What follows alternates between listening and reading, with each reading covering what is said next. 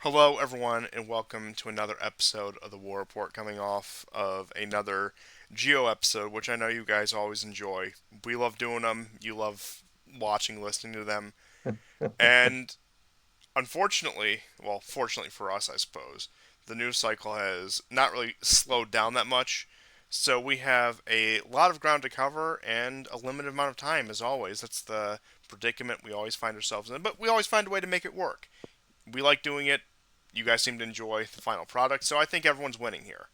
But without further ado, a lot of news out of Ukraine. Not even necessarily frontline news, just a lot of news out of Ukraine in general and implications and about the direction of Ukraine itself and really just the effect that the war will have on the wider world. Just the regular stuff we've been covering, but it's Yeah. I mean, just doing some of this pre-show talk. We have a mountain to climb. So without further ado, I'll hand it over to you to cover some of the more uh, detailed news on the ground. Yeah. So we're going to get the whole Zaporozhye Rabotina issue out of the way first, and then there's a whole bunch of articles that have appeared. There have not been a lot of frontline changes, except maybe for the Rabotino area and Klishevka. Last week, it was the Russians who captured Klishevka for like the third time, and then now for the third or fourth time, most of it has been recaptured by the Ukrainians. But I would say if you're looking at the last 4 or 5 days, including Rabotino, it has been basically, let's say, definitely the last 72 hours. All across the front lines, it has not changed very much. I don't know if there is some kind of troop rotation that's happening on both sides. But yes, like you say, there's a lot of news. Of course, there's the massive drone attack that the Ukrainians did, and the attack on the Peskov airfield, as well as a whole series of boat attacks, manned and unmanned, um, on the Crimean Bridge and also on Crimea proper. We'll get to those, but basically, we'll start with the Zaporozhye front, and I'll there was some confusion. This article is from yesterday. The Moon of Alabama on Twitter had this on. He posted this. It was a BBC article. Ukraine punches through the key Russian line. However, approached by BBC on Saturday, Ukraine's 46th Air Assault Brigade said fighting was continuing near the Russian first line of defense, but no one has yet managed to go beyond the first line.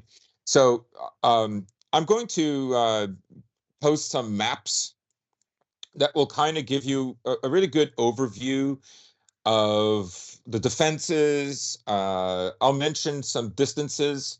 Okay, so I'm going to send you now the first map, and it will follow by two more maps that are kind of like a zooming in. Okay, Okay.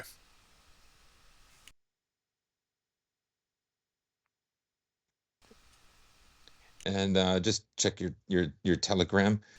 And I'll get that And up in just a moment.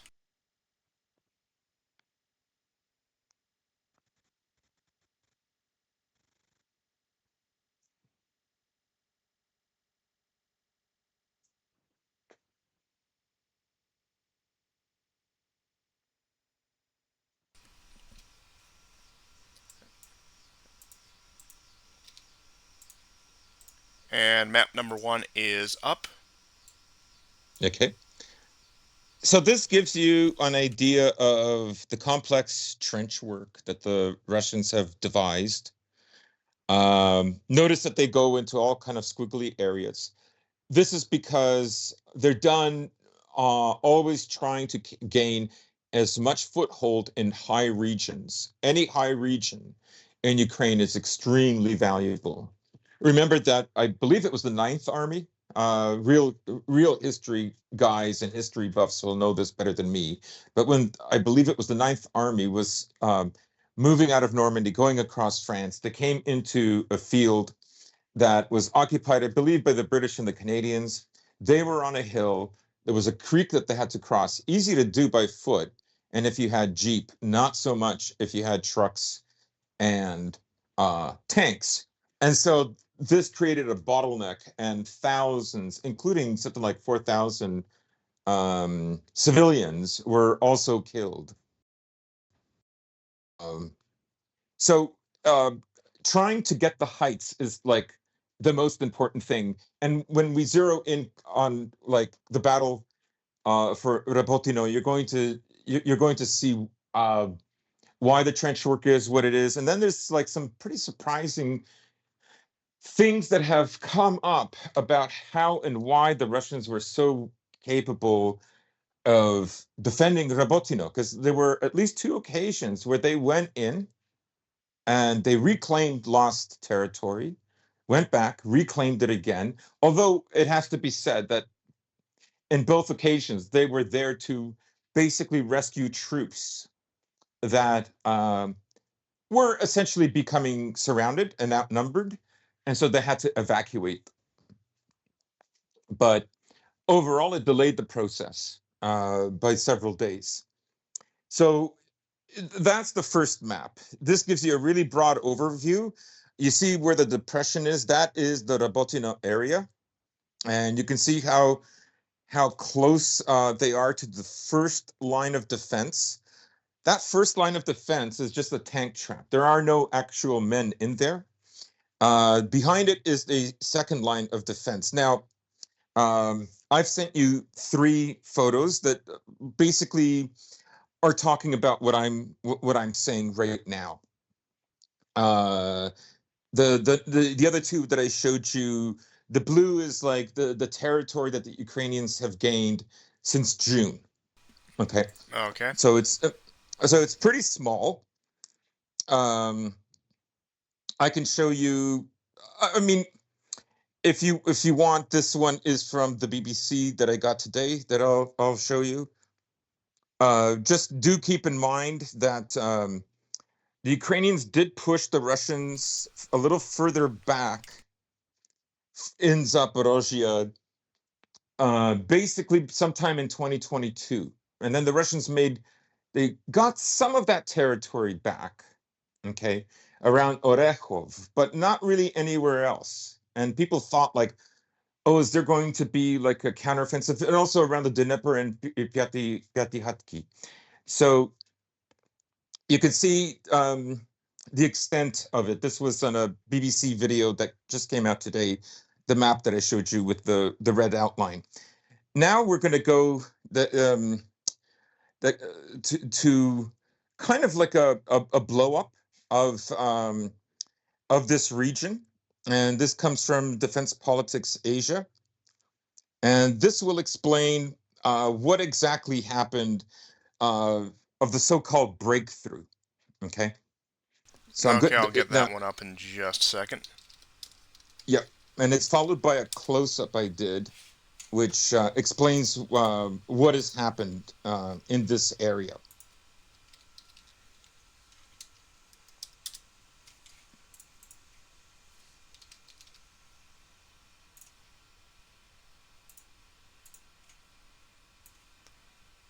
So there is the first one that you'd sent me from Yep. DPA, and then go ahead and get the second one right here.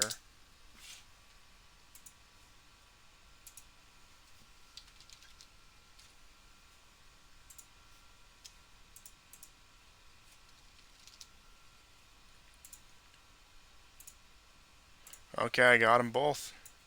Okay, so you can see in these, and remember, these are all approximates. Now, the red lines that you see are fortifications by the Russians, right?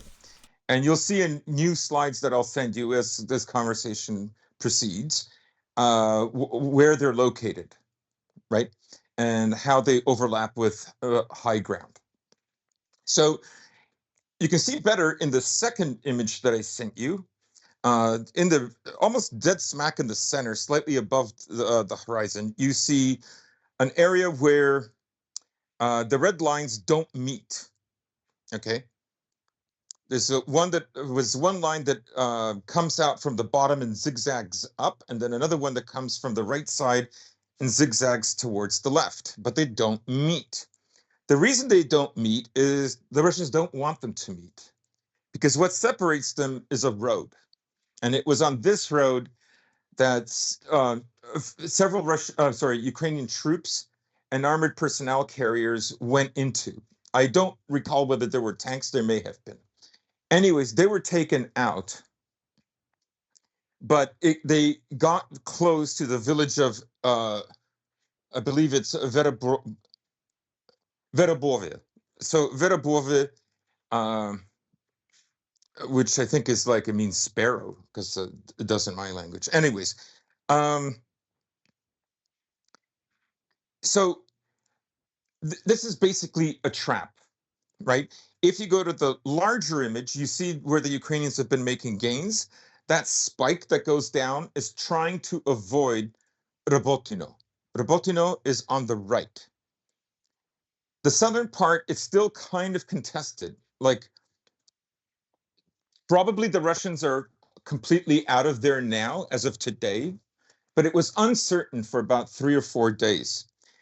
Um, I'm going to send you another photo, and you can see kind of like the logic of of the fighting, why it's happening the way it is, because it'll have a topographical map of that area, and it kind of goes nicely with like the regular map and where the fortifications are.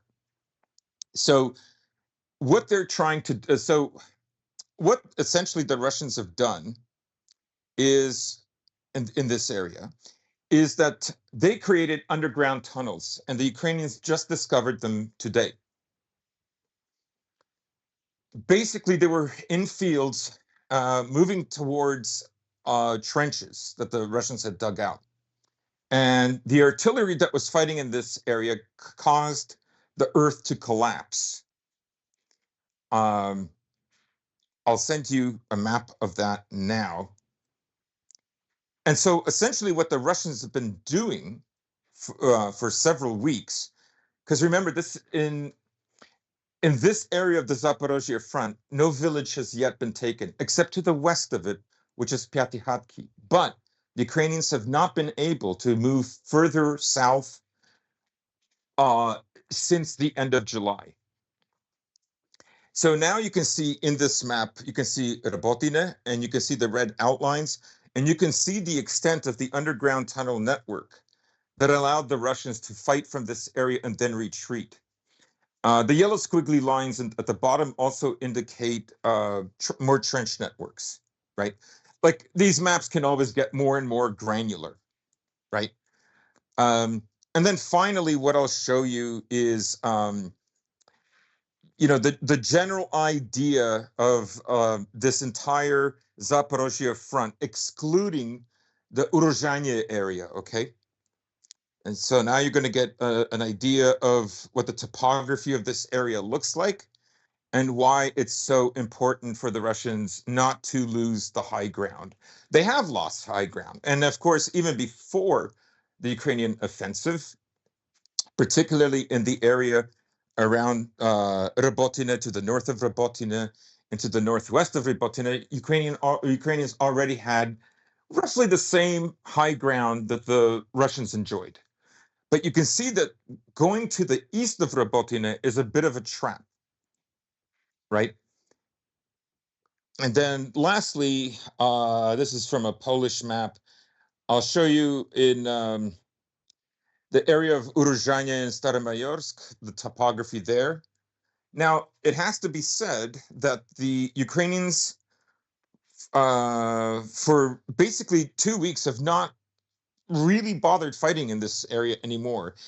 And it looks like that this Staromayorsk, Uruzhanya area, um, in what they call the Vremevsky Ledge, this was probably a diversion for Rabotino, because if you go back to the early maps that I showed you, the Russians don't have any elaborate defense system at all in this area. I'm going to send you the map, okay, of what I'm talking about right now. We've already posted it, but it'll be just easier this way. Okay. So it should be coming up now. Okay, I can go ahead and get that for you. And there it is. Okay, so you see the big blue blob on top? Okay, that's the area of control that the Russians have lost in the Urozhanye Staromayorsk area, because those villages are like right next to each other. There's a very small river that connects them. This is kind of like a river that you can cross on foot, is what I'm saying, right? So um, you can see that the first line of defense is a thin red line. So that thin red line is not really, it's not the trench network. Now, for all I know, they could have underground areas here too, but it's not the elaborate tank trap, dragon's teeth, ditches that are unmanned but are meant to like uh stop tanks or whatever. It's not to the same extent. Nothing like the man trenches of the so-called Surovikin line. They're very elaborate. They have like wood on the side. They are at least 5 feet high. These trenches aren't like that. They're like maybe 3 or 4 feet. Like you have to crouch, right? So they're more kind of like the trenches that we've seen all along during this war. And you can see that the Russians um, did not think it was worth extending the barriers further north in the Staromayorsk Urozhanye area.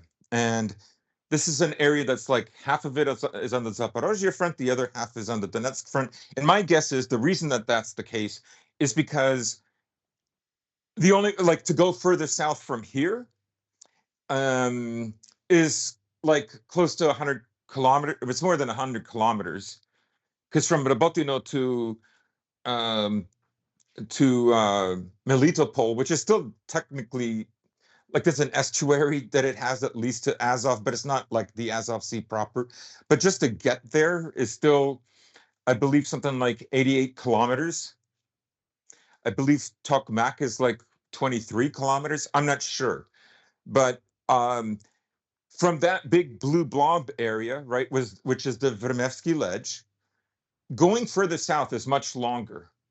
The other thing is this is not an area that has a really great road system. So if the Ukrainians captured it, getting supplies there would not be easy. And it has not been easy for the Russians. Now, the other thing that I found out as this week has gone by, and again, it's based on open source and it's based on conclusions that Weeb Union has come up with. And that is roughly the Ukrainians have about 400 personnel, 400,000 personnel that can fight in Ukraine right now that are actively engaged or are in reserve, and the Russians have about 500,000. Now, some of these units are still in Western Ukraine. Maybe they have been heavily attrition and are regrouping. Maybe they're resting on rotation. Uh, Maybe they're like the reserve of the reserve. Maybe they're worried about Belarus. Whatever it is, they're not all on the front line. And similarly with the Russians, not all of these are, in former Ukraine territory Russia. They're in old territory Russia. Okay. But roughly that's kind of what the mix is. And I'll tell you like what the amount of troops are all the way from Kherson to Donetsk and all the way to Kupiansk. Not the like total figures, but I'll tell you where the Ukrainians outnumber the Russians and where the Russians outnumber the Ukrainians. So in Kherson, the Russians have like one of their largest forces are there. Obviously, they're either using them as a reserve for Zaporozhye or they're always afraid that Ukraine could do something after the destruction of the Novakhovka Dam, and there would be an invasion of Kherson. Okay, but they have a lot of troops there. The Ukrainians are outnumbered in this area. Moving to Zaporozhye, the Ukrainians are outnumbered again by the Russians by like 1.3 to 1 or 1.2 to 1, depending on whether you're talking about Rabotino or you're talking about the Vermevsky Ledge. However, the Russians do not have the same concentration of forces in these two village areas. They have the line much more spread out. The Ukrainians on the other hand, are focusing the forces that they have into a smaller pocket in order to outnumber the Russians in that area. Okay. However, if we move, and this is going to get interesting, if we move further east towards Ugledar, Donetsk, Marinka, um, Bakhmut, those areas, the Ukrainians outnumbered the Russians. And you can see now why the Americans and the British were so upset with Zelensky and particularly Zelensky, right? They're saying stop trying to retake Bakhmut. In a sense, they're right because although they've taken many fields, several kilometers around Bakhmut, they've not taken a village there, except possibly Klishayevka now. But again, as I said before, they've done that before and they've lost it. This is a notoriously difficult village to hold. But why would the Ukrainians do this? Why would they squander? Because I think you're talking about two different strategies. The Ukrainians are concerned about the morale of Ukrainians, everyday Ukrainians. This year, they lost Bakhmut. They've not made any significant gains anywhere.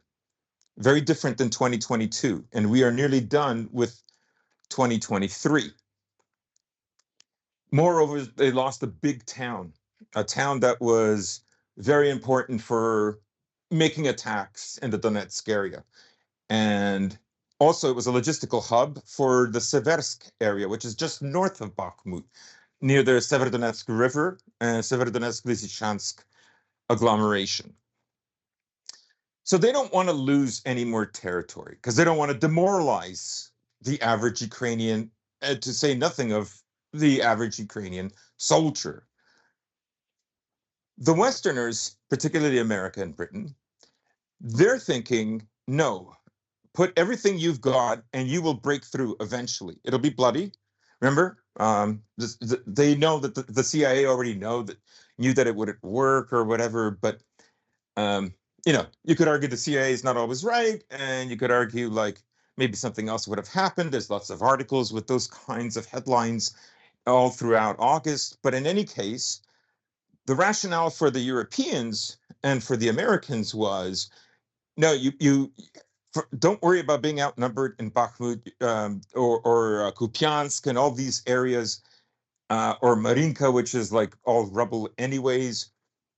Go and take Zaporozhye, get down to the Azov Sea. That in and of itself will crush the Russians. Then move in all your supplies of missiles, and now you'll have an ability to attack the Crimean Bridge in a way you couldn't before, right? That was the rationale of the Americans and the British and NATO command. Okay, for the Ukrainians, I think they were probably thinking, if we reach the Sea of Azov, what then? Right? Like maybe we could lob some cannon fire there. Maybe it would be easy or not easy to launch some HARM missiles and other missiles.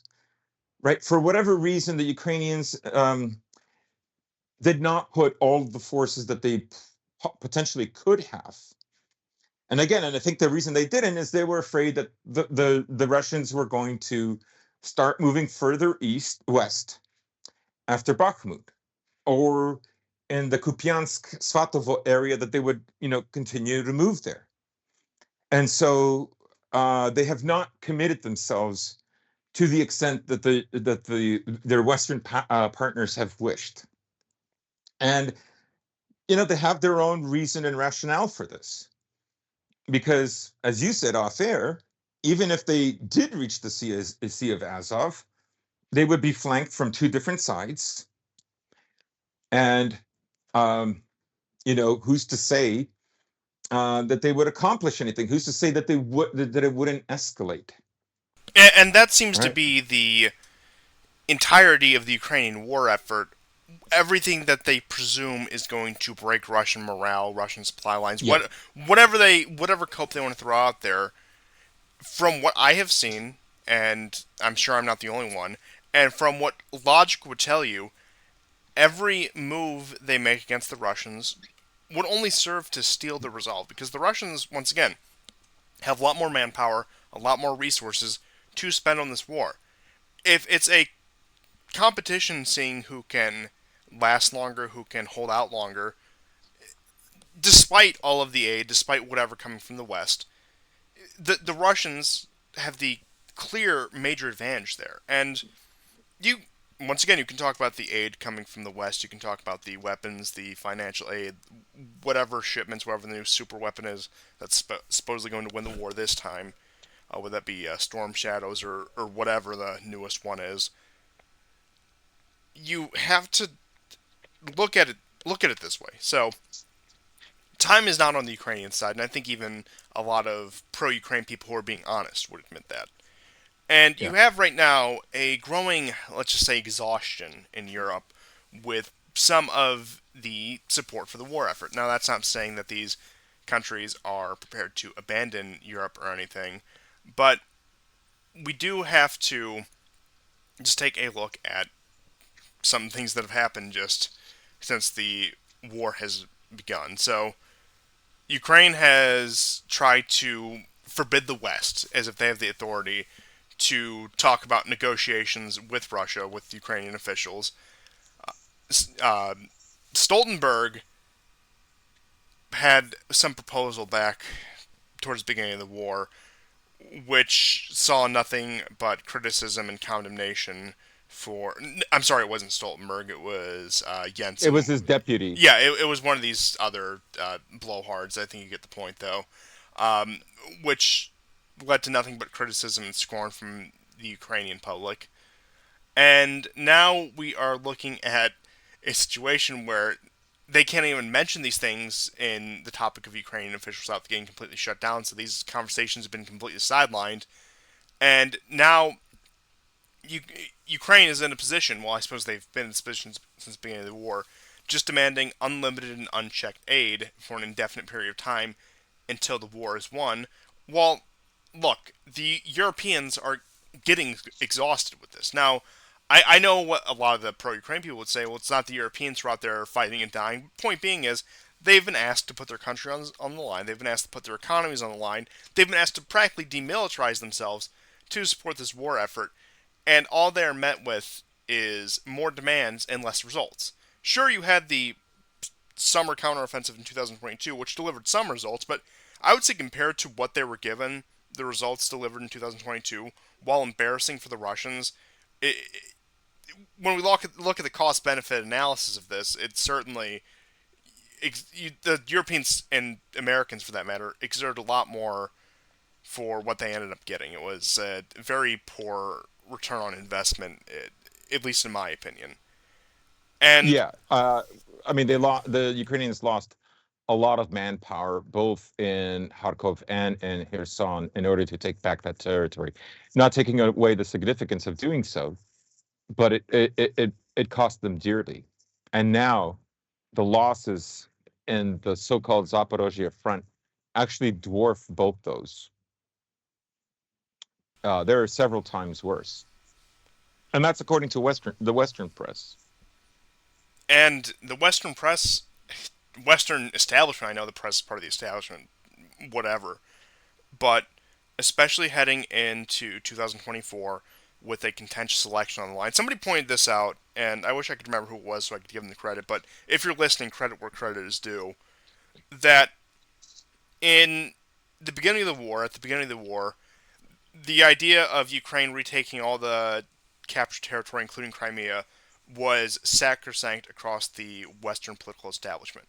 But now, as we get into, let's be honest, the very clownish Republican primaries and just the beginning of the American election cycle in full, you have, and not that I give too much credit to any of these figures, but once again, they're the three frontrunners. You have Trump, DeSantis, and Vivek, whatever, Ramaswamy or whatever it is. I can't be bothered to remember these sort of names. I'm sorry, but all of them has said to some effect that some sort of negotiation has to take place, and that Ukraine may have to make some concessions to Russia in order to bring an end to this conflict. Now, whether you take them at their word, I personally don't. Hmm. Point being is that is the narrative they're going with now, showing that there has been a major break where even some of these, I guess, if you want to be very critical, you could say controlled opposition figures are allowed to come out and say that, well, the dogmatic line from the beginning of this war is no longer valid. And you even see, I know that what comes out of the White House is every time they put out a statement about Ukraine, whether that is Biden himself or one of his cronies in the White House, something about how we're open to negotiations with Russia so long as Russia gives us all its concessions beforehand, whatever. The point being is the fact that they're even bringing that up, and not to mention how irate that makes the Ukrainian establishment, which, look, we all know the power dynamic between Ukraine and the West here. Let's not kid ourselves. But Yeah. it has become unpalatable, even for some of the most fervent war supporters. At this point, the only people really enthusiastic about Ukraine are, for lack of a better word, and I hate to even give them any sort of recognition, are the NAFO types, the people who have staked their entire identity on this, whether it's because they're such bleeding heart Western liberals and they think Russia is just the epitome of everything evil about white Western, I guess what they would call Western, white European civilization, let's just call it, or whether it's these people from the Baltic states or Poland or whatever who just have this centuries long ethnic grievance with the Russians. That's the only place where the real fervor for this war is coming from. Other than that, enthusiasm is very quickly being snuffed out, and it's only being maintained just by their distaste or rivalry with Russia at this point. And especially with how unstable things have been in the West, I don't know if there's any major European elections coming up in 2024. Is EU Parliament 2024 or is that 2025? I Uh, don't know about, no, there's a Polish election in yep. 2024, but I Yeah, don't think there's an EU election. that might be 2025 then, unless I just have the time frames wrong. Somebody can correct me if I'm wrong there. Uh, I know Germany doesn't, France doesn't, uh, but we're also talking about a lot of parliamentary systems in Europe that could have a snap election at the site of first political crisis. So that's something else to consider with all of this.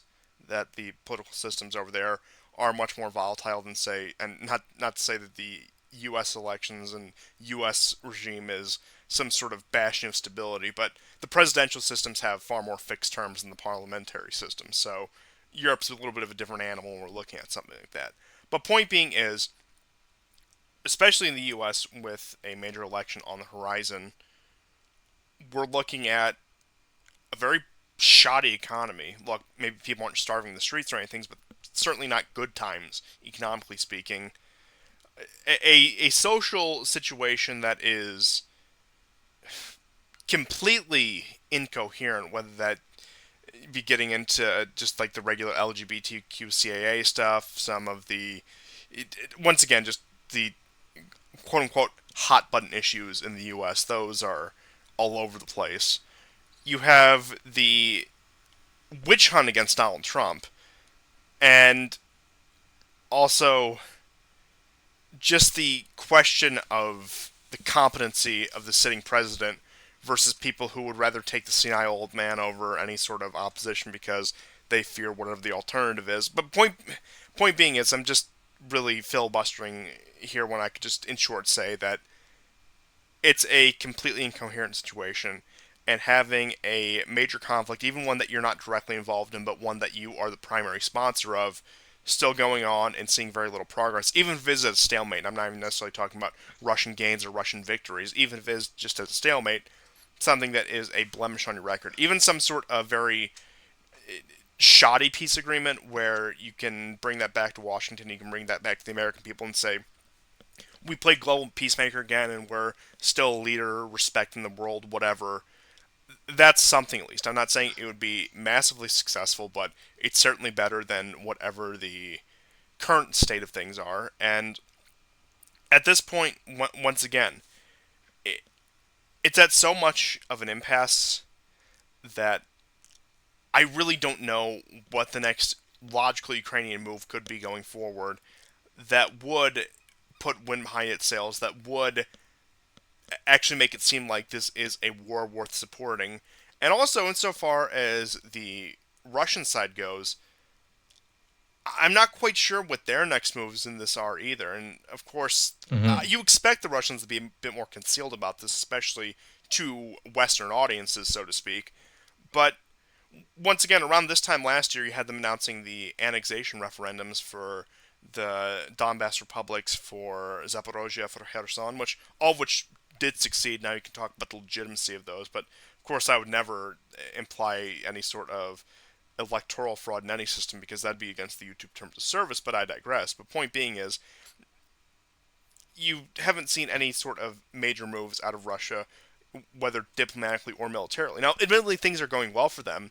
Their trade with non-Western countries is through the roof. Their economic figures are showing maybe not an economy with great growth, but an economy that has stable growth. We're talking about, I think it's at 2.5, 3% at that point. Maybe 3% is a bit more on the higher end estimation. But once again, we're Yeah. talking about a country with an economy that by all means, shows stability, especially compared to its European neighbors and Yes. to America. And I mean, look, when we talk about the European neighbors, I think the European Union as a whole is in a recession, and that even some of the major states are maybe, if not in a recession, not showing any sort of significant growth.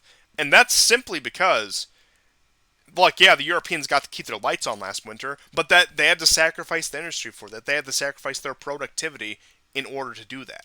And if it's a staring contest, the West is going to blink first. Now, what that's actually going to look like, who knows? I don't know. Maybe they can pull off some diplomatic maneuver. Maybe they can finally court the Indians into finally cooperating with Russian sanctions, despite the fact that they can't even get the Europeans to properly comply with Russian sanctions. But that's, I guess, aside the point.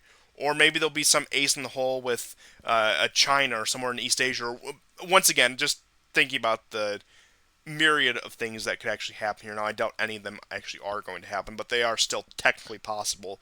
But if we're just to assume that things are going to continue on the same trajectory, and maybe even assuming that trajectory does escalate, then once again, there is no way forward except telling the Ukrainians to bite the bullet and that we're going to negotiate, that the major powers who actually have influence in the world are going to solve the situation, and because of your constant refusal to cooperate, you are going to be sidelined in this. That is the only quote unquote winning move the West can take at this point because they've expended so much for what Hmm. is really such little progress. Right. I mean, um, last week, besides Germany, now we have the Netherlands are in a recession, and then uh, this week past, it was revealed that both Britain and France, their industries, their industrial sector has shrunk.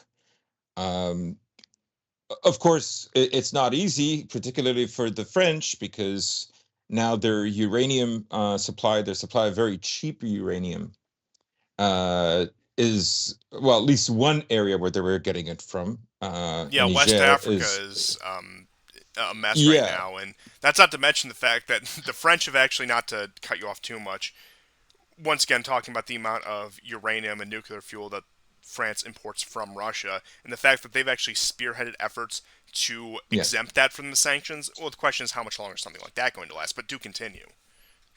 Right. And, Russia right now is selling LNG. They're the second highest provider of LNG. For some countries like Spain, they're overwhelmingly the leader for supplying LNG. And notice that the LNG is much more expensive, right? This is processed on a ship before it's dumped. Where's the price cap, huh? Uh, right? It's not going through a pipeline, so they're not getting it cheap either. But just to finish off the front line, I hope people understood that, particularly in the Robotyne area, right? That wedge going south, bypassing Robotyne, um, is all low ground. And this is a very, very difficult area to fight from. But it is the area that's at least defended, and they're hoping that they can move around Rabotino. However, the problem is, as you saw with the trench lines, is the really heavy Surovikin trench line is just below Rabotino. And this is what's going to make it very difficult for them to try to break through. And maybe now it kind of makes sense why the Russians fought so hard in this area. You could argue that the Surovikin lines, as you saw them, they're pretty thick at the top and kind of just above the middle. from that area of Zaporozhye and Donbass that goes from the Azov to the front line. But to the south of that, there's not that much. Now, you could look at that as a kind of diversion, right? And it's a kind of way for the Ukrainians to think like, and you've seen articles about this. Oh, we've reached the first line, one or two more lines, and then that's it, right? In a way, they're not wrong about that, but I'm just saying those two lines in and of themselves are very strongly fortified. There are mines there, but there's been so much expenditure of men and material in this area. For instance, there was just an article on ABC News that there are 20,000 amputees at the very least in Ukraine right now. Um, and just a 6 kilometer area around Robotina, right? And that 6 kilometer area north of Robotina and Orekov, this radius of 6 kilometers has over 120 armored vehicles and tanks destroyed. Right. Wow. It's very significant, right? Um, and that figure is from, I believe, like August 24th, August 25th, maybe. So it's already about a week old, a little over a week. And just in the Um, broader context, that's after only 18 months of war. that's how many they've lost since June the 4th. Hmm. Ah, okay. That's that actually is even more damning, honestly. No real Yeah. way to put that, but um, I did want to discuss just a few more of the side issues about Ukraine. But one thing that always strikes me that I don't think I've ever actually properly mentioned on the show, whenever we go through what's actually happening on the front lines in Ukraine, is how little at least in principle, the wars in this region have actually changed over the past 300 years. With this fighting from village to village, with this fighting in just fields and fighting over what are fundamentally just farmsteads in some cases. And of course, a lot of people will look at that and say, oh, look at how insignificant all this is, whatever. But I mean, you go back to some of the like early wars upon the formation of Russia with its western neighbors, with Poland, Polish-Lithuanian Commonwealth, as it would later become, etc. That this is what these wars were like, and these things would drag on for years at a time. And they would sign peace treaties. Those peace treaties would fall through after just a few years, and it really was just the trading back and forth of small towns, and maybe if they're lucky, a major city or a fortress or two.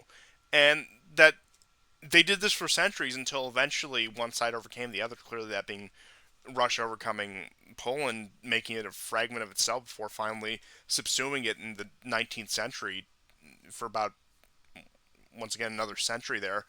But it is, I don't know, I would just say it's remarkable that with how much war, and especially technologically speaking, when it comes to that, has changed, what they're fighting over and where they're fighting is completely the same. And that has not changed at all in that regard. And really, it's just that we've had a brief pause in conflict.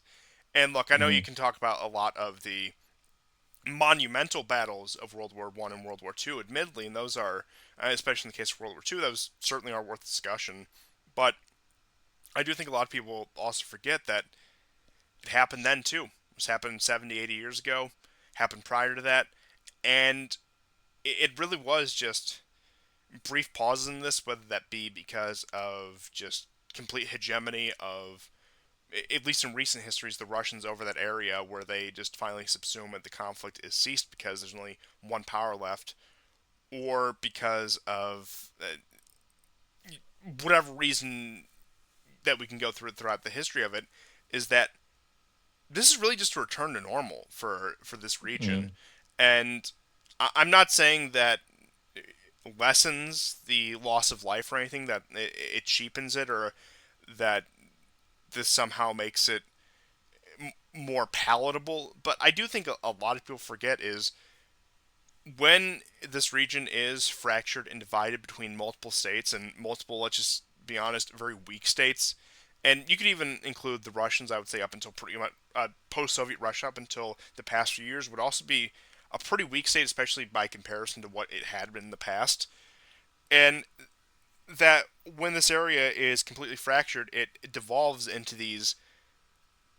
I don't necessarily call this current war in Ukraine a low burnt conflict, but it devolves into these stretched out conflicts over these wide swaths of land in these small towns. And I mean, I've said this before and I'll say it again. You have to wonder if that's really the goal of the U.S. State Department and the American Empire at this point, is to just keep that in a perpetual state of conflict, even if they do get the peace treaties every few years. If they want to return it to, let's just say, its historical norm and not have it completely subsumed under the banner Hmm. of one state in order to foster stability there. And I would say, given the relations between the American Empire and Russia, its empire, sphere of influence, whatever you want to call it, I would say that's absolutely the goal. Right, and then you have more two-bit actors like the British, who I think in some weird way still believe like Crimea belongs to them. You know, but that in and of itself, I think belongs to like a much larger geopolitical theory that the strengthening of Eurasia comes at the cost of British domination in Europe. They can, the British can accept American domination of Europe, but I think they fear that the rule that applied to them 100 years ago will apply to America as well. But they are very fixated on Crimea because you even have a U.S. general who is saying we have to destroy Crimea, like we have to, like that will be the decisive factor. But just moving from the front lines, there's some very strange stories about. I'll use the term fragging, but it isn't fragging that is happening on the Ukrainian side now. All during this war, both sides have you know, prisoners that are taken. And through the summer, you saw, I haven't mentioned it because the numbers are small, platoon size detachments or smaller, just squads, are taken prisoner, right? But I think in the beginning of August, and some people are saying that in August there's probably been even more casualties than in July. So in any case, here's a strange story coming from the Kupiansk area. Militants of the armed forces of Ukraine killed a quote unquote political officer for demanding to go to the front. 115 TROS, I guess those are Territorial Defense Forces, killed their deputy commander for moral and psychological support. This officer, whose name is Alek Kovarenye, worked as a chief specialist for the Department of State Control of Food Safety and Veterinary Medicine. Now, she volunteered on the 26th of February, 2022. And basically, she was trying to tell these men, sometime around August the 4th or 5th, to go and fight. Because the Russians made several advances around this time in the Kupiansk area. And it looks like they've killed her. Then you have Wow. another story. Um, Not a step back. And this one is almost like a reverse role. Like the command of the 14th Omer, is that a brigade? I don't know. Omber is trying to hide the fact that soldiers who were shot by a detachment. The heavy losses in the Volyn Brigade, so this is Western Ukraine. Volyn is just north of Lvov, right? Could not but be affected by the morale of the militants who were no longer eager to fight against the Russians. This is confirmed by a message of the mother of one of the militants of the brigade who was killed by the consolidated group of 15 pogos. I don't know what pogos are, from which were made a full-fledged brigade detachment, writes Ukropsky Fresh. That's a Ukrainian magazine.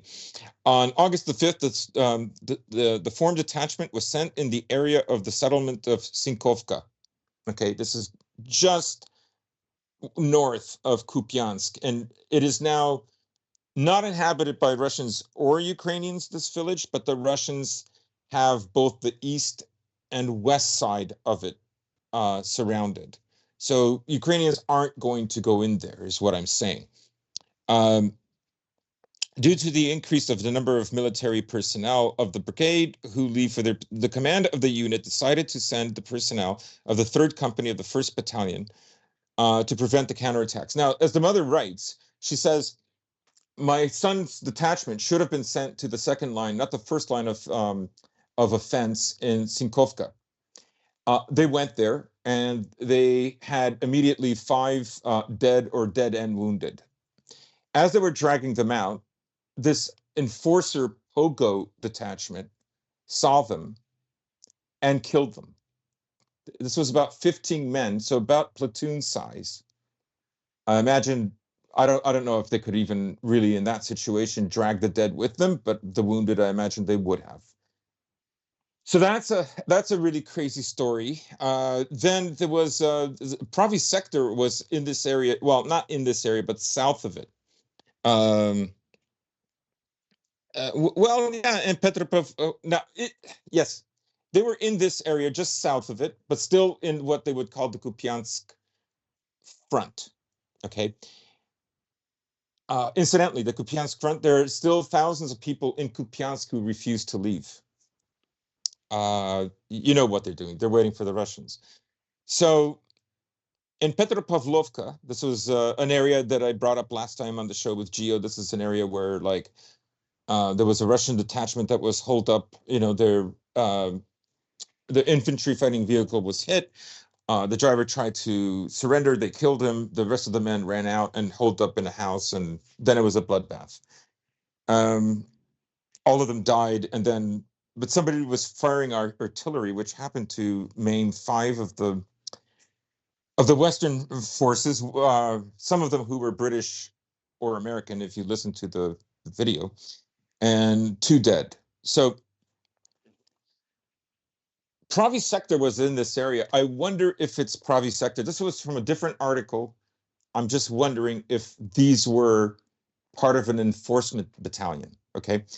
Then we have sticking to Western Ukraine, because remember, these Pravi sector is from Western Ukraine. This detachment that gets like mowed down for retreating, and you have to ask yourself, why is a Pravi sector going to the like? Maybe they did, maybe they didn't, but it seems like they're like being an enforcer is a big part of their job, right? How much of it is going in the front line? Like I know Azov does a lot of the storming, and then they get the regulars to fill in the trenches after they've cleared out the Russians. I get it, right? But I don't see a lot of videos with Pravi sector doing more than enforcement. But they have taken losses, so they do some fighting.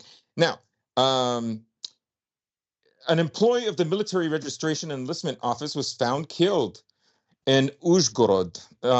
This is again Western Ukraine. A soldier who worked for the That's like the TCC. furthest fringe west, the part that borders Hungary, with a lot of the That's right. Hungarian minority and the Rusin population as well. That's right. This guy's head was crushed. Wow. And then the last one of the, so I've just got 2 more. Um, an SBU security officer, colonel, shot himself in Kiev. Um, it's unknown why he did leave a note behind addressed to the SBU, but the SBU is not coming forth with much information about this. So his name was Maliuk. Okay.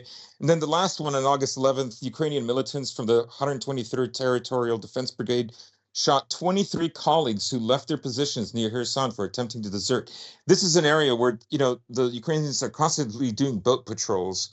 And this week I saw 2 boats that were sunk by Russian, you know, what the Russians call aerospace forces. These are Sukhoi 35s, right?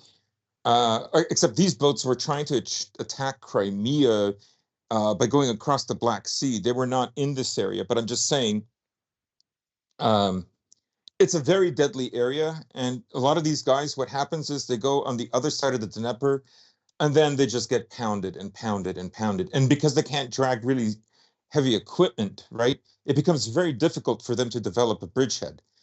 Um, the 10 of their names were disclosed by the Russians. And so that gives you an idea of the kind of fighting. But now, like, there's issues of conscription. Oh, that's Yeah, This go on, is just please. crazy. Yeah, so Sofia Fedina, a Ukrainian MP and a singer, said, "Why don't we lower the mobilization age to 17?" An article from Figaro explaining how horrible things are. Faced with the real state of affairs on the battlefield, Ukrainians initially determined to fight charged their minds to fight, writes Le Figaro. Men are looking for ways to evade the draft. The number of deserters is also growing. They are not stopped by any criminal punishment nor the fabulous sums that have to be paid for their fake certificates. And of course, this has been in the news, right? Uh, an article by the New Statesman and a BBC video came out this week. The article by the Statesman says the realists were right about Ukraine, by Lily Lynch, and the BBC video had a guy going through a cemetery in Lvov where they had to move graves of previous soldiers from previous wars. Now, remember, this also happened in Kiev as well a few weeks ago in August, in order to make more room for graves. And so the same thing now is happening in Lvov. And we've been saying on the show that there seems to be even more and more Western Ukrainians that are going, whether they want to or not, and dying there. And then uh, a crazy article from a Polish volunteer. Um, he's a medical volunteer. He's been in the war for over a year. He's been in many fronts, and his most recent one was in Kupiansk. He mentions in this article how for 3 months ago, he says, I was very positive about how things were going, particularly in Kupiansk, but now I'm not. And uh, the way the war is portrayed is in the West is not accurate. It's much harder. There's a lack of medical staff now. This is interesting because this basically confirms some other articles that have been trickling in. For instance, you mentioned the draft for women is now will be in effect on October the 1st. Anyone in Yes. medical fields will be signed up. However, in the Lvov Volyn area, there was a meeting of nurses and doctors that are being transferred over.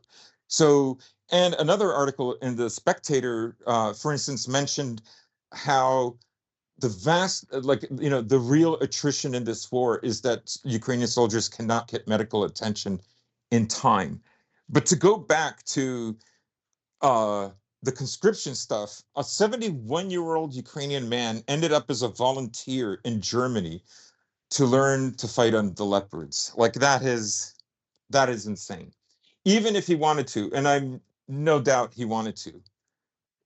Maybe I'm wrong, but let's say he wanted to. You don't let a 71-year-old man like go all the way to Germany to learn to drive a leopard. He's not going to be fit to fight. Okay, it's insane. Um, And even if you want to talk about it from a Ukrainian perspective, embedding a bunch of, let's just say, average military age, 18 to 25-year-old men with a 71-year-old, he's going to bog the rest of them down, just completely objectively speaking, if they are in the middle of a war zone.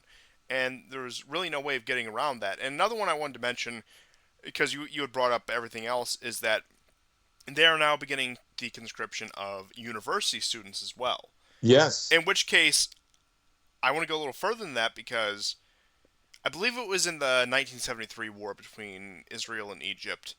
The Egyptians sent out draft notices to university students, and they became the bulk of the officer corps in Egypt. So, if we're to assume the same thing is happening, and I know universities, not just in the West, all around the world, have fallen far, and that you don't necessarily have to be intelligent to get into one. But if we're just going to go in the same logic, that would assume that they're drawing these men in to be officers, in which case they've probably taken a high rate of losing officers. I know that the Ukrainians Yeah. also mentioned a program where they wanted to give younger, fresher officers NATO training to completely be done with any sort of Soviet tactics that may come from the older officers who were trained by the Soviet Union 20, 30, 40 years ago. And Mhm. Okay, maybe not 20 years ago, but I think you get the point. But what what I can gather from that is that if they're starting to conscript university students, and it could be a combination of the two, that either A, they are that desperate for manpower, or B, that they are in desperate need of officers, in which case, once again, those are not mutually exclusive. They can certainly both be true at once, and most likely are simultaneously true. So, this is the push that they're trying to make. They're trying to gather this 300,000 man army for whatever ace in the hole counteroffensive that they're going to try to attempt now. And that there were rumors of this in the end of August, heading into the current month of September, about Ukraine turning over to total mobilization. In which case, I'm inclined to believe that, because I think if they can't deliver results by, let's just say, the end of autumn, heading into November, December, that whatever confidence even among the Western establishment had in the Ukrainians is going to completely evaporate, in which case they're probably going to look for an exit ramp sooner than later. Now, I'm not saying it's going to be a, a clean effort. I'm not going to say it's going to be something that we necessarily hear about, but they're going to be looking for backdoor channels to get out of this. And we already have that military administrations in places like Chernigov, Sumy, Dnipropetrovsk, Dnieper, Protovsk. Sorry about. Dnipropetrovsk. Thank you. Odessa, But the Ukrainians just call it Dnieper. yeah. See, I would, but I refuse to do so on principle. But that's beside the point. Odessa, Zaporozhye, Kharkov, and Nikolaev have sent out requests for full lists of employees who would be considered fit for combat. And we also have military officials instructed to intensify the search of those who ignore this. And they are trying to recruit as many people as possible throughout the month of September, which is probably aiming towards a November into December, I guess you could say, fall winter counteroffensive, just in order to gain some progress. But it does look like that once again they are eager to just get more men in the front lines. And as you were saying, I know that you were focusing on the 71-year-old in particular, but the training of Leopard crews, the deliberation over the F-16s and between various Western countries and Ukraine, they want one final push that they can at least convince the West to continue bankrolling the war effort. Because if you think about that, if we're talking about some sort of offensive that would happen end of November, beginning of December, now it might be too muddy then, just given everything, but once again, they are getting more desperate. They can't necessarily wait for the weather to clear. They don't have that luxury too much anymore. But we're getting close to the 2 year anniversary of the war at that point. We're getting closer to 2 years than we are to either the 18-month or the year mark. I mean, we've already passed the 18-month mark just a week and a half or so ago, and they're running out of options. I don't know how many different ways I can say this, but they are running out of options. Mhm. Yeah, and it's also, part of the reason I think for this desperate situation is that the Russians, they're still able to strike very deep. Like today, for instance, they had another hit in Lvov. There's not much video confirmation because, of course, the Ukrainian authorities don't want the kind of videos that we saw back in June. Remember those amazing, the destruction of enormous depots of ammunition and shells. But nonetheless, there was an attack in Lvov that hit one of those centers, and I would guess it's a center that distributes more ammo in smaller quantities throughout Ukraine. So I imagine it would be pretty large, probably not as large as we saw back in June. However, in August, the Russians did take out the SKF factory, which is SKF is a Swedish factory. It makes like industrial ball bearings, and the Ukrainians were also using it as an area to repair tanks and stuff. That was taken out a few weeks ago, and then you have an attack on in the area of Krasnoaremsk, Krasnoarmyansk is in the Pokrovsk area of Donbass. It's in the like in a very western area of the Donetsk Republic, um, opposite of Donetsk city.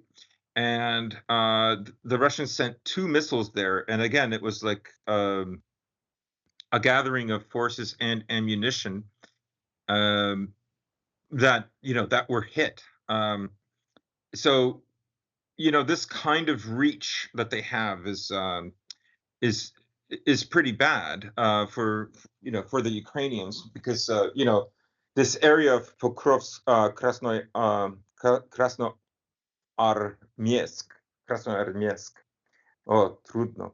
Um, this is where they hit those two restaurants, the Corleone restaurant and the Druzhba hotel, where there were mercenaries as well as Ukrainian staff, and some people believe even NATO staff or retired NATO generals or commanders of some kind or another. Um, so yeah, it's a very difficult area for them to take care of. And my guess for the conscription, I think what they're afraid of is they're actually afraid of the Russians. Like I think there's a very good chance by because Zelensky is supposed to speak at the UN soon. My guess is what they want is not to have something bad happen before then. Right now, I think they have enough forces, and the Russians are not interested in a major sweeping arrows offensive. But I think what they're afraid of is that in the winter, in the late autumn, when things start to cool up and the ground maybe they're afraid of like what happened in Solidar last year. Okay, losing Solidar was a big deal, and then that kind of made Bakhmut an eventuality. And I think what they're going to do is they're going to try to fortify the east and the north. I really do. Um, and they need as many bodies as possible to do it. They don't want another embarrassment. The thing is about attacking in Zaporozhye. I don't know how much military hardware they still have that can punch a hole. I don't know. Uh, I don't rule it out. It would be nice if they like totally breached the first line of defense, right? Even if they're not like super successful, if they really breached it, not go through a gap that's intentional, a 200, 300 meter gap that's like an enticement to get into a kill zone, but a real breach. Okay. The problem is a lot of their fighting right now is all on foot, right? They're not using their tanks anymore. I mean, they are, but not like what we saw in June and July. They have changed tactics. Um, so I'm thinking the draft is basically this huge conscription, and I've seen numbers like 500,000, 200,000 reserve, 300,000 for the fight. That's what I've seen. But I've seen your figures as well. I've seen 250,000, like pretty big numbers for a country that's like. And then the big news, of course, is, and I didn't think this was going to happen. We were talking about this off air. Ukraine has been pressuring Germany, Poland, and Lithuania that we know of um, for those countries to send back their able fighting men. Yes. And just today, at first, I couldn't believe it, but there were just too many accounts. They weren't all repeating it. I mean, they were, but it looks like Poland. I don't know about Germany and Lithuania, but Poland had the largest number of Ukrainian refugees. They have agreed to send back able fighting men to Ukraine, Now, I think right? I don't want to steal your thunder, so I think you should tell the audience the observation that I didn't even come to that might happen. So please do tell them because I think it's frankly ingenious. It is ingenious. So this is like one of the theories, right? Everybody remembers that the Kharkov offensive last year had a lot of foreigners fighting, right? You had a lot of videos of Americans, you know. Well, I just spoke to you about Petropavlovsk, that whole video. Well, it's two or three separate videos altogether happening in the same town. It's filled with Americans and Aussies and like Brits, right? There's Ukrainians as well, And Georgians. but and Georgians, right? So we know about this, and we know about Belarusians and Georgians getting killed in Bakhmut. Okay, so one theory is that mixed in amongst these Ukrainian men who will be forced to go back, we don't know what the proportions will be, but they will be incognito Western NATO soldiers. They will become Ukrainians. So that's an idea, right? How to creep in NATO forces pretending to be. Now, Poland has already been doing this. We know that their losses as of February are 2,200 in 6 months. I guarantee you that that number has risen. I do also have Uh, to wonder in the same vein, when it comes to a lot of these men, especially who went to Poland, how many of them have been trained behind closed doors? Because I know that we've had the training programs in Germany, the UK, the US, where they're rather out and open that, yeah, we're training Ukrainian troops. And I suppose there's no reason they would have to keep it underground, but I mean, it's a very real possibility that they have been, uh, I guess, preparing these men for some sort of uh, for lack of a better comparison, Bay of Pigs style intervention back into Ukraine. But I also do think that completely plausible, especially in Poland, that you have these men, which well, I know, of course, on the ground, Poles and Ukrainians can probably tell a lot more difference between each other than, for example, somebody living in the West can tell between Poles and Ukrainians. I mean, I would say I'm pretty familiar with little ethnic, intricacies between different groups, but I think I would struggle telling most Slavs apart unless I actually heard the language. And even then, that's a little bit of a stretch there. But yeah, it's going to be a lot easier to get Poles in. And at that point, the Ukrainian authorities aren't going to care so long as they have bodies put on the front line. In which case, I do think that, yeah, there is massive amounts of men who would go in the place of the poor Ukrainian refugees, as it were, to go fight on that front. And it also does make me think of another point that I've brought up before, but once again, I do think is worth reiterating. That is the number of Ukrainian diaspora, not only in Poland, not only in uh, the Baltic states or Germany, but just across the world at this point. And given the rate of emigration from Ukraine from 2014, well, from let's just cut to the chase here, from 1992 to the present, but especially since the Maidan and especially since the outbreak of the war. Once again, we're talking about a country that once had 52 million people. I think they're down to about 34, 35 million people now, if you're to believe the yeah, actual. and some people say it's more like 28 to 24. Oh, yeah, I believe it's probably on the lower end. I would say probably around 30, 31 if I had just had to take a gut instinct guess. But once again, you have people who are still pouring out of Ukraine every day. You have them losing ground to the Russians. Now I know the offensive has stalled out a bit. You have Ukrainians, or I should call them Ukrainian nationals, because are they ethnically Ukrainian? Do they have the Ukrainian identity? Once again, it's a fickle thing. But you have Ukrainian citizens, Ukrainian nationals who cross over into Russia and have been since before the war started. And once again, you just have a trickling out of people.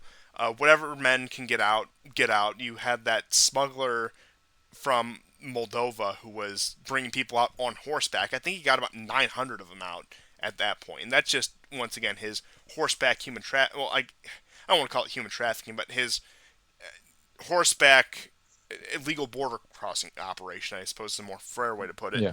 But once again, and that's not even counting the women and children, the people who aren't considered of conscription stock. Now, I know that is rapidly changing, especially with some of these measures that we put in place in October.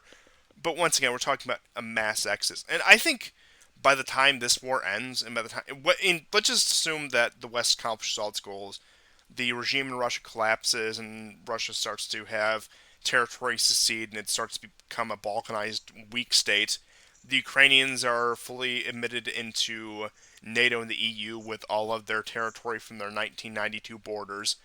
Let's just assume all that happens. The Ukrainians aren't going to return from the diaspora. Most of them have said that they've made comfortable lives in the comfortable lives, and maybe not so much that, but comfortable lives in the West and in other places that they have been resettled, whether that's in UK, Germany, Poland, US, wherever. They aren't going to return. There's little motivation to return. If they're in the European Union, I know that the Schengen area and the European Union are not synonymous, but still, it's a lot easier to get into other EU countries if you are a member, even if you aren't part of the agreement. But you open that floodgate once again, Ukraine is going to be completely depopulated because, unlike places like Poland, Croatia, Hungary, name these myriad of Eastern European, central, quote unquote, central and Eastern European states who have been admitted into the EU and NATO since, they've seen steady population decline. They've seen large and steady amounts of emigration year after year. And those are countries that haven't been flattened by bombs. Those are countries that haven't had their infrastructure pulverized by 18 months of war. And once again, we're at this point we're probably talking closer to 3 years of war at that point. But even then, the economic opportunity is so poor that you have people who are just vying to get out of those countries. Now, imagine Ukraine with similar access to as a country like Poland, like Croatia, like Hungary, etc., etc., etc. Of course, they're going to go to Germany. Of course, they're going to go to France. Of course, they're going to go to Sweden, and I suppose the UK isn't European Union, but I think you get the point here. They're going to go wherever there is economic opportunity left. Now, I know Western Europe's economy is flailing, but it's just speaking in terms of financial and material opportunity. It's certainly better to be in even a floundering Germany or France than it is Ukraine at this point. And they're going Hmm. to take every avenue they can to get out. And honestly, at this point, I do think that looking at 2, 3 years down the road, we're going to start to see the trends pick up. And even on a longer scale, we're talking maybe, you know, 1 or 2 decades, that the situation of the Ukrainians is going to be not too dissimilar to that of the Jews and the Armenians when it comes to diaspora versus population in the homeland, so to speak. I mean, what is it? I think about half of Jews live in Israel, half of them live outside of it. I know the Armenian diaspora outnumbers their own. Another one that people actually don't pick up on because they've pretty much assimilated everywhere else they've went is I think the Irish diaspora actually outsized the homeland population. I think that also is the case with Portugal, depending on how much Portuguese ancestry and how much Portuguese ethnicity you want to assign to places like Brazil. But at least people self-claiming Portuguese ancestry, once again, that's a larger diaspora than the homeland. But I think the Jews and the Armenians are very apt cases here, and even to a lesser extent the Irish when it comes to that they are going to be so displaced, that they are going to be so dispersed and scattered that it's not unlikely that we could be looking at a half and half situation where half of ethnic Ukrainians live inside whatever's left of the Ukrainian state and half of them are living abroad. And will they assimilate? Will they become just part of the stock of whatever nation they're in? Will they be a 1 foot in, 1 foot out sort of thing like the Jews and Armenians are? I couldn't tell you. I think it will really just depend on where they're going. I think somewhere like, now I know they had their contentious history, but I think somewhere like Poland is certainly much more much more familiar to say your average Ukrainian than Germany, the UK, France, or the US would be. But that doesn't necessarily mean that it's going to. But point being is, I think we're the comparison I will always go back to are Jews and Armenians because I do think that is going to be the fate of the Ukrainians and their diaspora. That's what's going to look like. They're probably going to have massive lobbying power in whatever countries they're in to support whatever rump states left to Ukraine. Yeah, yeah. Similar to actually what it's like in Canada right Canada. now, because I know the Canadians have one of the largest Ukrainian diaspora in the world, and that they are a perpetual thorn in the side of any sort of political dealings when it comes to foreign affairs. Yep. And you have to think because a few days ago there was a headline from the Financial Times. It was penned actually by his name escapes me, a former British general, where he writes, Ukraine cannot win against Russia now, but victory by 2025 is possible. So they're already prepping them that, it's still like a year, probably 2 years away, right? Um, that's a long time, considering the level of bloodshed in this war. Then the Sunday Times had an article in Ukraine now. There are autocratic tendencies, right? Blumenthal and Lindsey Graham had a video where they're asking Zelensky to have elections, and Zelensky fired back, "If you give me 5 billion, I will."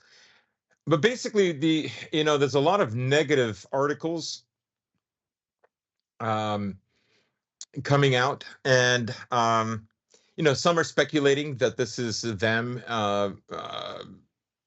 getting ready to let go of Ukraine. I'm not so sure. The Telegraph, for instance, had an article that said, "Whisper it, but Ukraine may no longer be winning." So they're trying to, trying basically to prepare the public to a certain degree. I think that kind of, like, again, it doesn't mean that that's what's going to happen, but it shows a certain level of uncertainty, right? Because these articles are not. They're not encouraging really support for Ukraine, and they're ruining the morale of Ukrainians. Kuleba, for instance, was furious. He basically said that anybody who's complaining about how slow the offensive is should shut up, and they should go to the front line. And then there's been, like, That the inspires losses. confidence. Yes, yes, and so then there was this crazy incident of a Ukrainian Ghost of Kiev pilot. They literally call him the Ghost of Kiev. They claim he's one of the ghosts of Kiev. So I didn't know there was more than one. But he died in a training accident with two other pilots. And then a few days later, two Mi-8 helicopters flown by the Ukrainians crashed into each other. Um, they suspected this was because a Russian Su-35 was pursuing them, and so six died in that. So there's a lot of bad news out there for Ukraine, and then the last one is Germany is going to supply Ukraine with 10 refrigerators for storing bodies. Oh, yeah, that's yeah. And Right, like on that top of the just. the burial sites and everything, that's foreboding. Let's put it that way. Yeah. So you, you know does the West want Ukraine? I don't think the West wants Ukraine to lose, which is why, like, I think the theory of incentivizing NATO personnel to become Ukrainians, these sort of black ops, to increase the amount of mercenaries. The Russians have said that they're hearing more mercenaries in the last few weeks in August than they have before. So maybe that has something to do with it. But I would still say that they're going to go along with this drive to get about a 500,000 men, or somewhere over 250,000 men. Um, probably, probably to stop any advancements by the Russians, because that would explain why they outnumber the Russians in Bakhmut um, and below Bakhmut in Donetsk. That would explain why. They do not want to lose Donbass. They've essentially lost Lugansk. They don't want to lose Donetsk. Um, and I think they're very afraid of that happening, and they want to make it for the Russians as painful as possible for that to happen. Yes, I think that's the operating procedure going forward with that, and that they're going to, even if I do think that they are sold on victory, but even if they can't achieve victory, that they are going to just throw away as many lives they are in the process. That they're going to stack the bodies as high as they can, because of course they don't. view the Ukrainians of any value. They have no real care or concern from them. They're cannon fodder. That's what it's been since day one. Yeah. And I actually do. One of the last major things I want to mention before we start to wrap up, this should take us over the finish line, so to speak, Mm-hmm. is Kolomoisky and Mm-hmm. his Yeah. arrest. So, brief history. I like to always just give a little bit of a timeline whenever I get into these kind of stories. Kolomoisky is one of these oligarchs who came to prominence in the end of the Soviet Union. Out of Ukraine, of course, he is of a mixed Ukrainian Jewish heritage, has citizenship in the U.S., Ukraine, and Israel, not anywhere else as far as I know. And he was an agitator in Ukrainian politics since the independence of the Ukrainian state, possibly most famously known for his role in the Maidan. He was a supporter of that. He funded actually a lot of the right wing militias that, quote unquote, right wing militias, I should say, that came out of this, whether that be groups like Azov, Pravi Sector, not those two necessarily in particular, but once again, all the groups. Idar, I think he did. Yeah, he did. And once again, these turned into more of just gangs at the employ of these oligarchs, Kolomoisky being one of the most prominent ones. A few years after the Maidan, I think it was around 2015, 2016, he actually moved to the U.S. to Cleveland, of all places, became a slumlord over there, made a little bit more money, flew back in time for 2018 to get Zelensky elected, pour money on his campaign, and be one of his main bankrollers. Now, it's actually interesting, going back to, not to get too sidetracked on the Kolomoisky thing, that Zelensky, if you recall his 2019 campaign, because that's 2018-2019 campaign, he took a very moderate position on just about everything, and especially on the conflict in the Donbass and the status of Crimea. He was saying that he wouldn't allow the republics to secede, but he would allow them to vote for more autonomy, blah, blah, blah. But point being is, he was, the way he portrayed himself on the campaign trail was somebody who didn't want to go to outright war with the Donbass and, by further extent, Russia. Now, look where we are today. Clearly, that didn't work out. Was that ever the intention? Probably not, if we're being honest. And not to mention, I don't think Zelensky is much of a proactive force as he more so just takes the orders. He's just the public face of a lot of his ideas rather than the actual originator of them. But point being is, this is somebody who ran a little bit of a reconciliation campaign, both internally inside of Ukraine and with Russia and the outside world as well. And Kolomoisky, I remember 2018, 2019, he was caught in some scandal where he wasn't following the sanctions. He was actually participating in sanctions violations. Him and about a million other oligarchs at that point, none of them followed the rules when it came to their own bottom line, which shouldn't shock anyone.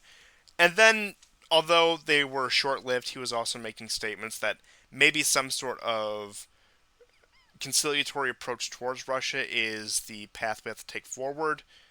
But that all fell apart. Kolomoisky, who was governor of, as the Ukrainians call it, the Dnieper region, he was arrested over the course of this past week by SBU forces.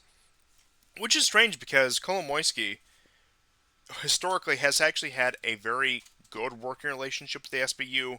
He's had a lot of them in his pockets.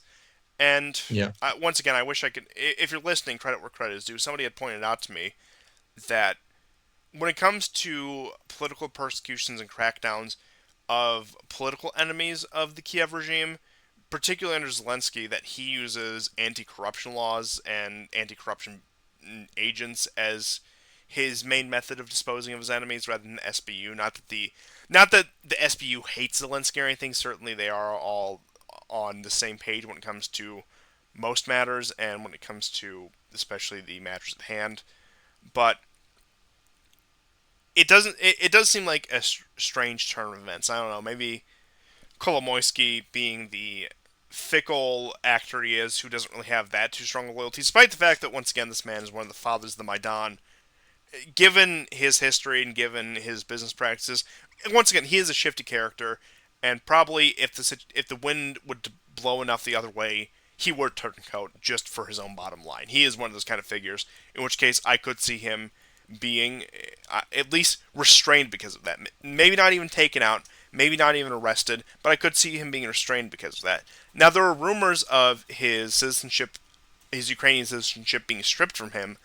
Once again, I have yet to see confirmation on that, but right now there is speculation that because of his wealth and status, he isn't going to end up in some sort of Ukrainian gulag. He isn't going to end up, let's just say, receiving the Clinton special. But some people speculate that he'll be just deported either to Israel or the United States at that point, which I think that's probably the most likely outcome. That somebody like him would probably just end up abroad, and frankly use his wealth and influence to continue supporting the Ukrainian cause, as he did when he lived in the U.S. for that brief stint there, with his business ties over there. And I know, I think actually the reason he left the U.S. is he was getting in some legal trouble with his business practices here, especially his real estate practices. Now, it's not like he was ever going to face any sort of real consequences, but I imagine that was probably one of the backdoor agreements. Like, look, stop doing this here. We'll give you safe patches back to the Ukraine. Whatever. We don't want to touch you because it's going to look bad, but you need to stop doing whatever you're doing. So they let him go back to Ukraine. So I don't know. Maybe he'll end up in Israel this time, and it'll just be him bouncing back and forth whenever he gets in too much trouble in one of these countries. He goes to one of the other one, let the heat die down, and then just continues it. I mean, that's look. Kolomoisky is not the only one. When it comes to Russian Jewish and Ukrainian Jewish oligarchs, post-Soviet oligarchs, who, once again, just speaking objectively, not a value judgment, are predominantly Jewish. Yeah. Uh, and the reason I say that is not even to like try to be edgy, but just the fact that it opens the door to Israeli citizenship. So, like I said, now maybe some of you who have heard me, especially more in more off-air settings, maybe you think I'm just saying this to be provocative. No, I'm not. I'm bringing this up quite literally because the consideration of Israeli citizenship is a completely legitimate discussion factor here. And I do think that is something we're looking at, but the idea that somebody like him is just going to bounce back and forth between these three countries and even more, I don't know, maybe he'll find himself a place in London at some point in the near future. I think that's what we're looking at with Kolomoisky. And honestly, I, I hope more detail comes out. I imagine more detail will come out. But what we're looking at right now, what I would imagine, at least what we're looking at right now, is that he did something for his own personal business interest that was too hindering the Ukrainian war effort that couldn't be allowed to stand, yet he's too powerful to touch. In any real I mean, sense, I should say. yeah, I mean, he's being charged for buying property illegally, which is hardly a new thing in Ukraine. And to be very honest, Reznikov, who has been dismissed, and his replacement, Umerov, who literally looks like the merchant, happy merchant come to life, who's actually a Muslim Crimean Tatar. uh, Um, he's literally the he has dreaded he Turco-Mongol has Jew that Ukrainian nationalists have been warning me about that the Russians are for all these years. yes, and now they have one of these as their minister of defense. But the thing about Kolomoisky, of course, is I forget his name, but there was a guy today or maybe on Friday, uh, but it could have been today. I forget his name. He's from the Dnepropetrovsk area, and which is where Kolomoisky is from. Now he funded some soccer hooligan ultras from there, and this member of parliament was there at the Odessa union building, you know, a killing attack that caused 50 anti-Kiev coup uh, members to be burned alive. This guy was there, and interestingly enough, there's photos of him. I forget his name. I wish I could remember his name. But there's photos of him even in Moscow at protests, right? So he's had a free reign for quite some time. So he was in Parliament in the Rada, calling, telling Lukashenko that he's going to be killed, he's going to be hung from a pole, he'll be dead before he even has a chance to go to the Hague, blah blah blah. But this guy also has close ties with Kolomoisky, and my guess is that Kolomoisky, like him and Reznikov getting basically sacked, is, I think, Zelensky wants to present an image to the West, especially before the UN meeting, that before he addresses the UN, rather, that he's cleaning up Ukraine, and that it's part of the war effort. Because like once they clean up Ukraine of corruption, and you have to understand how corrupt Zelensky is, or Yermak, for instance, or any of these other bozos, right? Um, it, it's it, it it basically solidifies the idea that once Ukraine isn't so corrupt, it will defeat Russia, and I think that's the angle they're going on now. It's not an exaggeration to say that Kolomoisky is the man most responsible for Zelensky becoming president of Ukraine, because he's the one who funded the show Servant of the People, where I guess all our listeners know this already, but if you're a new listener, that's where Zelensky pretended to be a teacher who became the president of Ukraine. And then whammo, in 2018, he becomes the president of Ukraine on a peace platform, right? That was a lie. And considering like Kolomoisky's ties to extreme right groups in Ukraine. Um, just something to keep in mind. 3 Adar, 3 Azov, and 1 Marine who was fighting in Mariupol. All 7 are getting sentences of 20 to 22 years in Russia for the murder of civilians. Just an aside.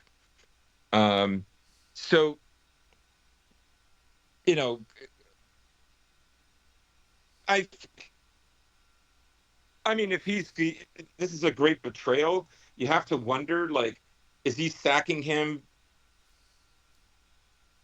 Are there other reasons he's sacking him? Like, is there some kind of a discord happening between the kind of people that Kolomoisky has funded and Zelensky doesn't want to deal with that? Is it that?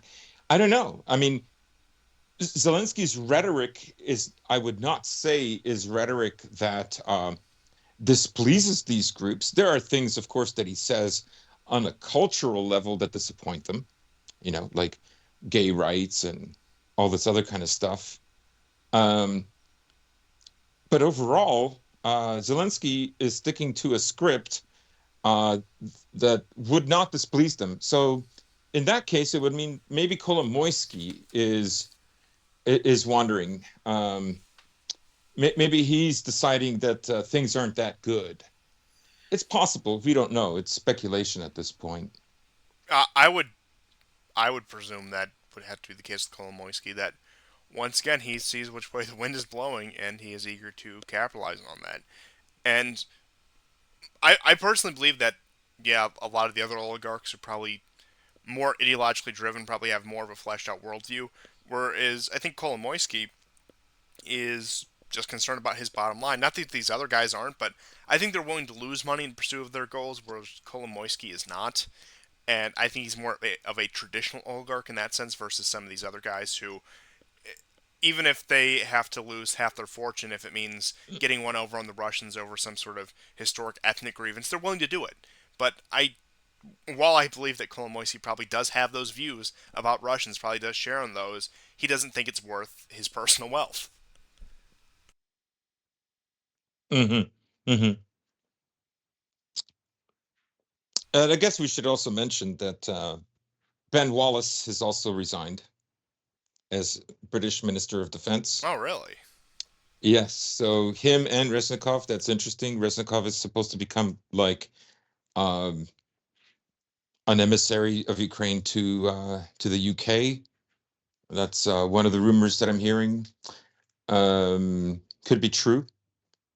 Will probably happen. The guy that's replacing him, the happy merchant, the Crimean merchant, he has no background in military at all. He's in finance and real estate, kind of like Kolomoisky. um, Again, like for Ben Wallace to leave at this time, right? That doesn't seem like, you can imagine if Ukraine was doing better, he probably wouldn't resign. He'd stick it out. Come to think of it, it's I don't know any other way to put it, but I think it's one of those things that have to come out and say the Ukrainian defense minister looks like a 16th century Crimean slaver. Yeah, yeah, he really does. He really does. But that's their argument, right? We have to take Crimea. Look, our minister of defense, he's a Crimean Tatar. The people who should have Crimea. I'm serious. They're going to go with that. Oh, I guarantee you. I believe it. Yeah, I can't wait to reestablish the slave trading khanate that sold hundreds, tens of thousands, if not hundreds of thousands of Slavic European Christians into slavery in the Ottoman Empire. We need Yeah, to give yeah. those You guys a really run have to for feel power sorry for again. the Tartars. Yeah, oh yeah, they're such an oppressed people. They never did any wrong to anybody, and there's no reason that they would have ever been driven off of Crimea. It's Yeah. in I feel sorry for them like I feel sorry for the Turks in the Balkans. in a wise man once said they didn't do nothing.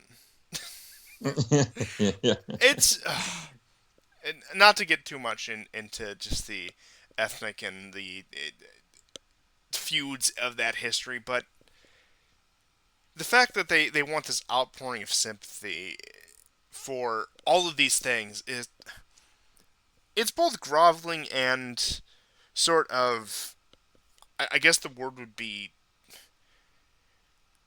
like they're asking for far too much while also Mhm. groveling while doing it. It's the most disgusting combination you can have when it comes to begging. It's a very entitled Yeah. begging, I guess you could call it, where not only in that case, but even some cases of the Ukrainians, where it's this very entitled begging when they ask the West for aid, that it really is the victimhood currency that I suppose you hear a lot about in the context of, I suppose you'd say, the American culture wars, transplanted onto not only centuries of history but contemporary conflicts as well. And I think Ukraine is really, in that sense, a conflict of the 21st century. We are seeing these sort of political factors being generally considered when it comes to supporting the conflict. Now, I don't think I need to go on the record as saying this, but I'm going to say it anyway.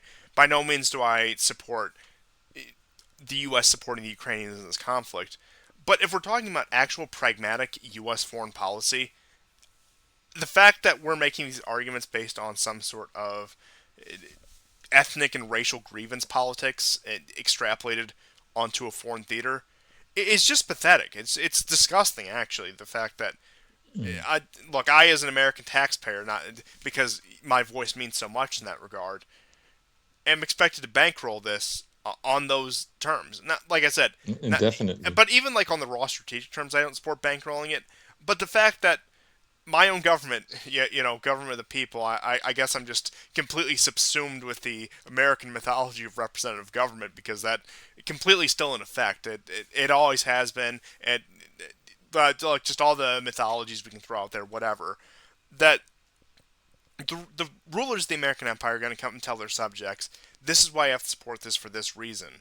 And we're all just supposed to nod and go along with it. Now, of course, I don't advocate any sort of illegal action over any of this. Don't get me wrong. Don't pin your stupid decisions on me. That's all I ask the audience of this show. That is the sole thing I ask the audience of this show. But when it comes to this, once again, I think I can think of no other word than it's just a completely incoherent approach to the world altogether. And it goes so deep, there's so many different layers of this, that they can always tie this back around into it. And I don't know, just the fact that these are the kind of people that the Ukrainians can scrape up for their ministers, for their cabinet positions. It's really come down to this. You figure a country in a state of war would be ruled by maybe the junta that ruled it in the wake of the Maidan. I'm not saying that I would support them either. I don't think there's any real Ukrainian government I would support that isn't in favor of full reconciliation with Russia. But you figured that would at least be an administration you could seriously look at and say, hey, this is a country fighting a war for its existence. But when I look at this, this just looks like the same sort of second world post Soviet state politics that you've come to expect in the last 30 years. This doesn't seem like a country at war. And we're being told this is a country at war. This is being told this is a country that is fighting for its survival. Yet everything they portray of it implies anything but. It's similar, and look, I certainly support the Armenians. Don't get me wrong. I think that they're completely in the right when it comes to their conflict with Azerbaijan and Turkey. But looking at the government in power in Armenia, you also do reach a similar impasse. That you have these oligarchic clowns of this post-Soviet system, and they want to talk about fighting for their nation's survival. These people, if they're given their penthouses in Tel Aviv or New York or London at the end of this war, their countries could completely burn to the ground for all they care. And I don't think I'm necessarily making a novel take with that. But once again, I think that's something that needs to be hammered home. Yeah, I mean, it's just a job for them, right? The notion of a nation state, the notion of the nation state as a leader, right? Like the truth is, the nation state is kind of over, right? Um, you either belong to this or that block. Now, there's countries that have come to this or that block rather late, and so it's harder to see that process, or it's harder to see the evidence of the success of that process. But that is what's happening nonetheless. But I think this war has been fought. The reason it's had to been fought optically, and getting the Crimean merchant in power is an optics game for the Americans. It's the same reason that they're not sending like various missiles. Like some of the missiles they just don't have enough. But then there's questions about Schultz not sending the Taurus missiles, right? If there's ever a break, like if there's ever a break between Ukraine and the West, the Ukrainians will certainly blame the Americans for not giving them the armaments that they needed when they needed them, and that they went on a foolhardy, expedition to reach the Sea of Azov, which cost them over 40,000 men in the Robotino area for a gain of 8, possibly 9 kilometers, and 11, possibly 12 kilometers in the Vermevsky Ridge. So, uh, you know, but I think the reason the Americans are fighting that way, optically, is they still believe, whether maybe they even believe that they don't have any other option, that the way to defeat Russia is gradually, right? That's going to come at a cost to Ukraine, right? But not to the West, really, well, except financially. And so the Ukrainians will be definitely puzzled why this, like they're willing to go along with the optics game. Like they've really nailed down like the mythologies of Snake Island and Ghost of Kiev. Like they're sticking to that. They're doing a good job of that. But this other stuff, where you could argue that if they had the Taurus missiles from Ukraine and the ATACMS from the U.S., I know I'm running over old ground. Maybe there would have been more success. Maybe they wouldn't have had to try to reach the Sea of Azov and so on and so on and so on. But that's this is the capacity that the West has, and the only way to increase that capacity is for the West to say, okay, we're going to give virtually everything we have right now. And they're just not ready for Yes. that. And I'm glad you brought up the optics game and the how it's about appearances, and because that does lead me into a couple of points here.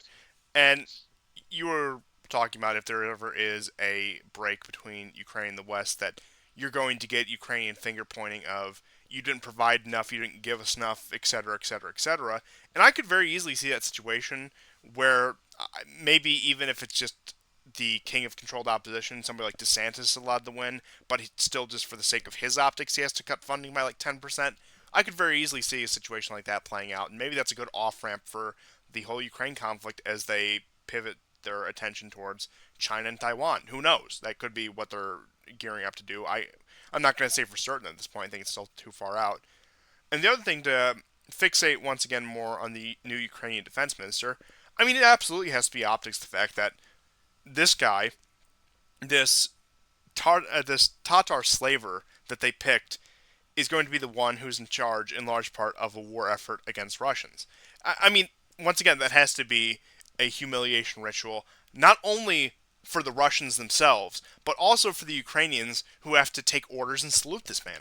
You also have to look at that Yeah, perspective yeah. as well, because I will once again reiterate, not that the Western sponsors really care about the Ukrainians, their nations, or their history. They're trying to rewrite a new mythology for them, but at the end of the day, they're just cannon fodder. So a guy like this is perfect to humiliate both sides of this conflict.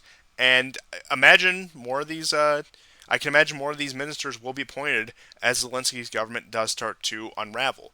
And the only circumstance in which I could actually see a 2024 election playing out is the fact that, yeah, they want a replacement for Zelensky, and this is the cleanest way to do it.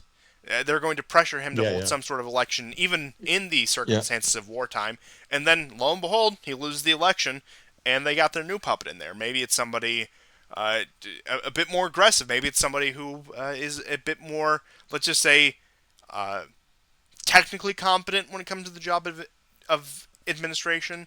And as you were saying, when it comes to the nation state and regional blocks, I for quite some time, once again, also have said that when it comes to the leaders of most countries, they are what you could effectively call district managers of these countries when it comes to greater I have a imperial perfect blocks. idea of who could replace Zelensky. Yeah, yeah, it's If it could be somebody that has Ukrainian, quote, Ukrainian ancestry, right? yeah. The perfect Zelensky replacement will be Victoria Nuland. Oh, please make it happen. Or what was that? Victoria Nuland becomes Well, who was that one Ukrainian Jewish officer that they were bringing up in the Trump impeachment proceedings? Vinland. Uh, No, yeah, Vin, yeah, yeah, Vin, yeah, yeah, yeah. Vin something Vikman. Vindman or yeah, Vindman or something. Yeah, Vin something. I think Vinland is him, what the him and his Vikings brother. called Greenland, but it all fits together.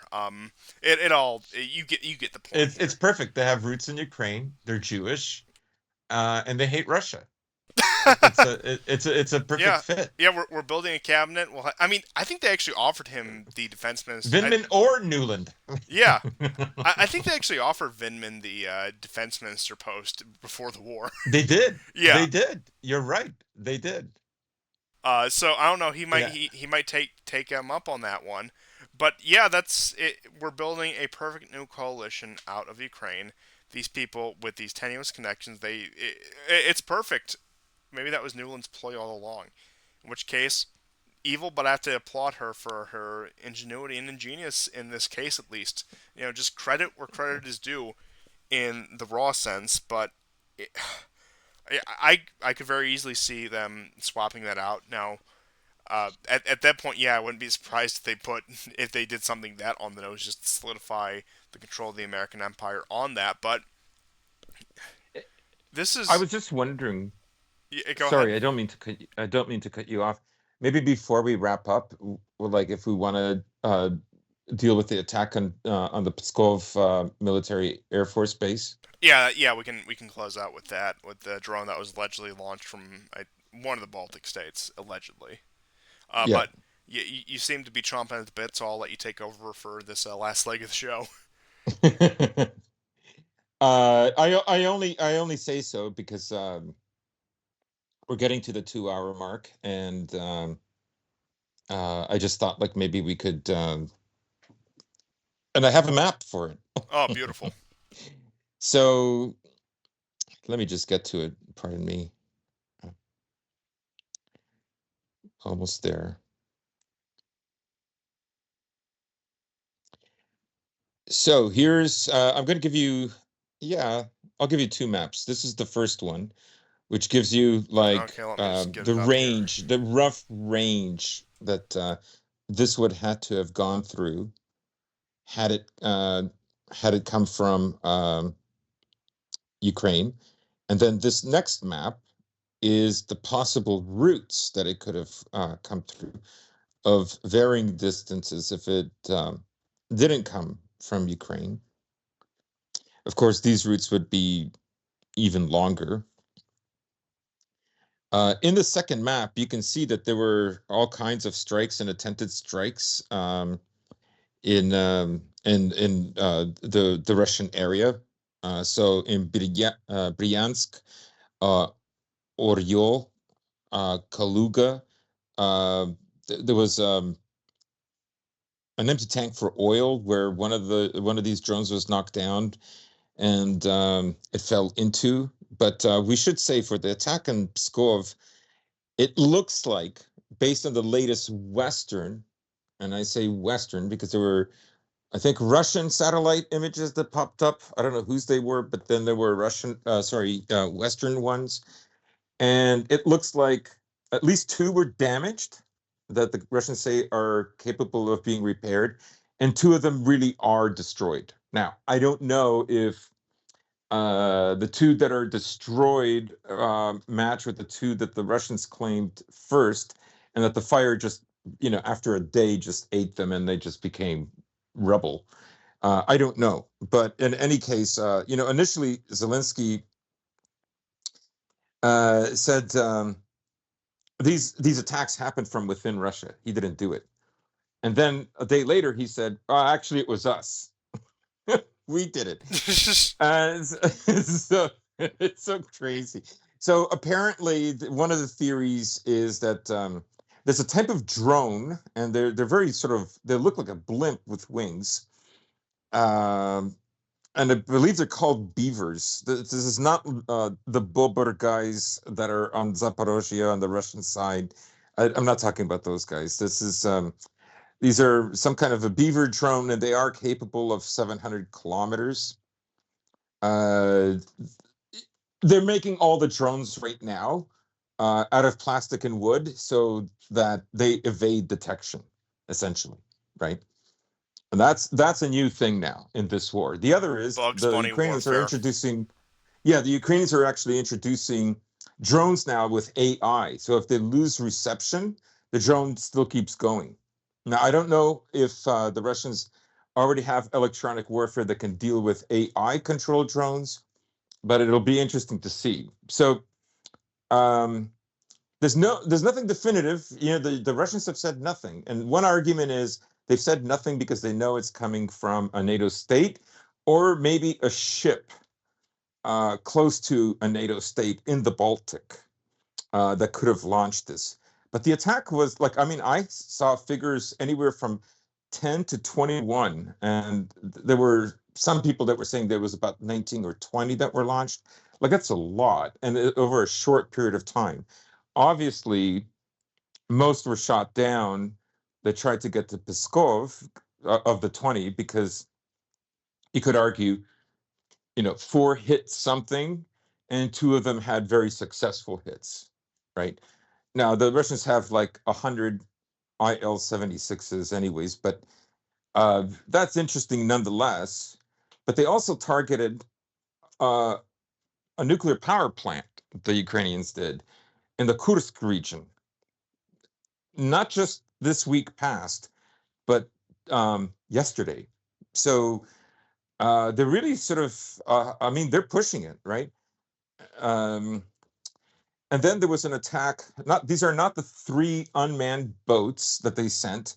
The Russians destroyed them again with their aviation.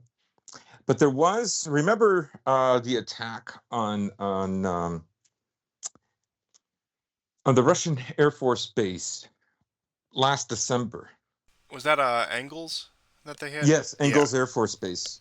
And they used the Tu-141 drone. So we haven't seen that drone in quite a while, but they used that drone again instead of the S-200s, which they've converted from ground to air to ground to ground. Uh, it too was unsuccessful. So you could see maybe why the American reasoning is this: look, we're gonna, if we send you all these long range missiles, right? Like you promise you're gonna go to focus on Crimea, right? Like you're not gonna, and you don't know with them whether they will or won't. On the other hand, Crimea is like hits do get through, right? Absolutely. The bridge has been hit twice. I mean, the bridge is not going to fall down, obviously, right? And now the Russians have created these barges, which I don't know why they didn't do the first time, but they've created these barges, and that's actually been why they've been able to repulse these attacks. But the Pskov attack is interesting, right? It could the Russian silence over this could indicate that you know it could have come from NATO territory, but it could also be an embarrassment because this is just an area that they thought was safe and that the Ukrainians didn't have the capability. If it was from within Russia or even from within Belarus, again, 20 is a lot. Even 10 would have been a lot. But let's say it was 20, the way most Telegram accounts are saying. That's an awful lot to launch and not get noticed, right? Um, so it's an interesting possible provocation. We'll see. Like ultimately, it did not do a lot of damage. Optically, it was great, right, for the Ukrainians. That was good. But it's not really going to make a difference. But at the same time, they need morale. Yeah, and I would say that my schizo theory on the drone attacks is Mm. I wouldn't be surprised you had Polish agents or even SBU agents operating with some sort of friendlies on the ground in Belarus. I think that also is a It's a possibility as well, possibility. and Yeah, yeah. I think it would create the I think it's the right mix between proper distance and deniability because coming from Estonia or any of the other Baltic states is a bit on the nose. Coming from a ship, even in the Baltic Sea, is a bit on the nose. Ukraine is clearly too far, as you can see it by the map there. Poland is even further than that. Strangely enough, I do have to wonder why there haven't been any strikes towards Kaliningrad. When it's Hmm. is that just a So much easier. is that just a I know it's the most heavily militarized district in Russia just because of where it is, but it does make you wonder is that just an escalation that went across because of how heavily militarized it is.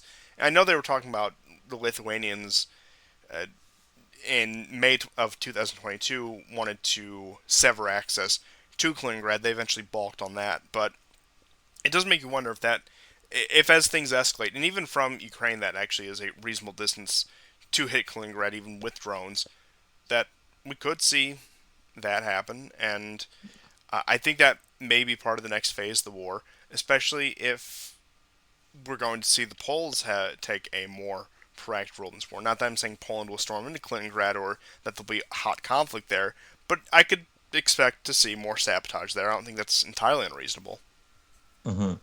I mean, right? They are desperate. I mean, that's just a morale booster. But one of the things that happened is, Russia, even during the grain talks with Erdogan, nothing was signed. By the way, they're talking about how they're going to. It's the same old stuff. Gas hub. There already is a gas hub. They're talking about expanding it.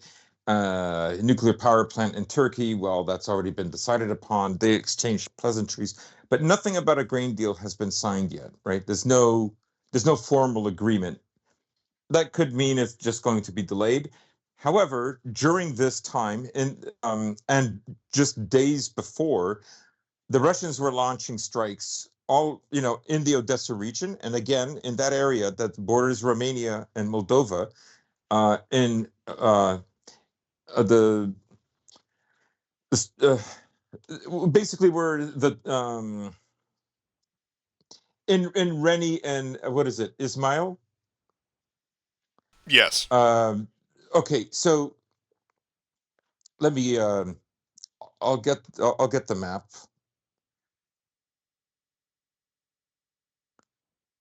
Sorry, but the craziest the craziest and scary thing happened, and that is um,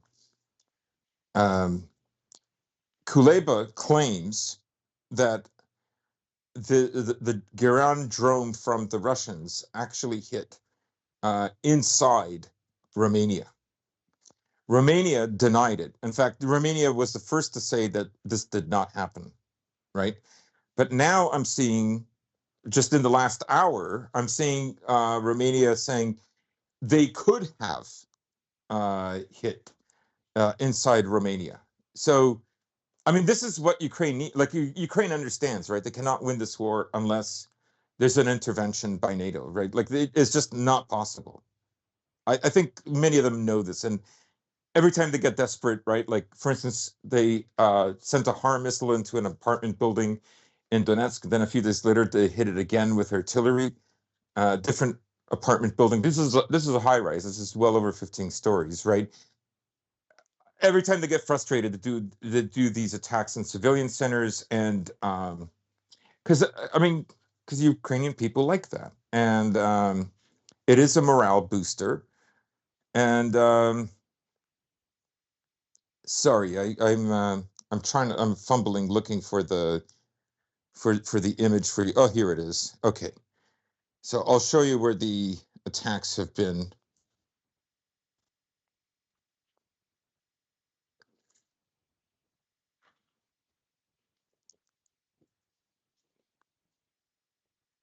Okay, I'll get this up in just a second.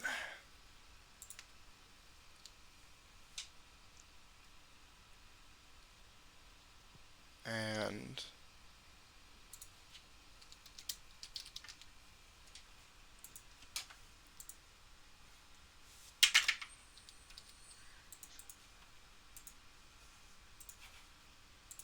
okay, I got it up. Okay, so you see Odessa, you see the Ismail right to the left of you can't see it on the map. It's not indicated. Is Reni, and it is absolutely squeezed on the border in that gray section that is basically Moldova and Romania. The thing is I have not seen any video evidence from because the people who live in these areas do videotape these strikes by the Russians on Ukrainian ports, right?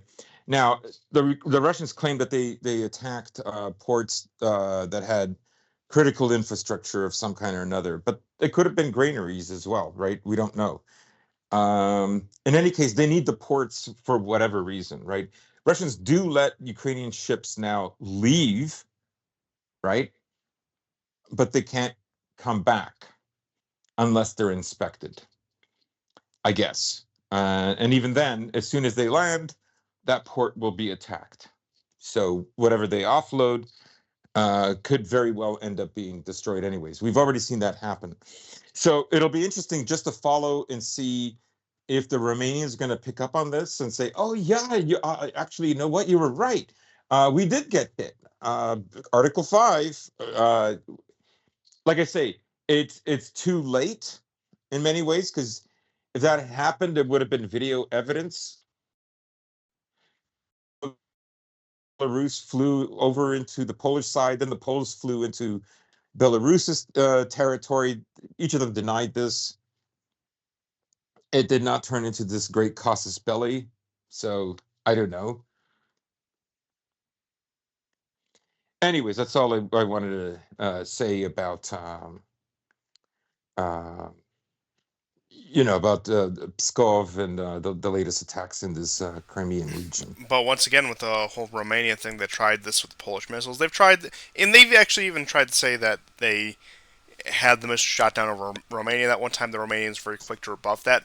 And for a nation that actually has been one of the largest supporters of Ukraine per capita, that is, it shows you where NATO is at when it comes to willingness for intervention. It's just not there. Look beyond Yeah. a few pockets, it's simply just not there. But that's all I had for this episode. Do you have any last minute things? No, no, this is it. We could probably do another show to catch up on the Middle East because it's a lot of stuff going on. Africa, maybe some more Euro news, but we'll see. But I know this has been a very heavy Ukraine-centric show, but it has been over a week, and It's a bit of a it Ukraine is the centric leading news cycle. story. What's that? I said it's a bit of a Ukraine centric news cycle right now. Kind of It is. hard to avoid. As much as I'd Yeah, love to get in some of this Middle Eastern definitely. stuff, like I said, yeah, we could touch on it later this week. I'll Yeah. be in touch with you. But thank you Okay. everyone for tuning into the War Report once again. We'll see you guys next time, and goodbye. Goodbye and take care, guys.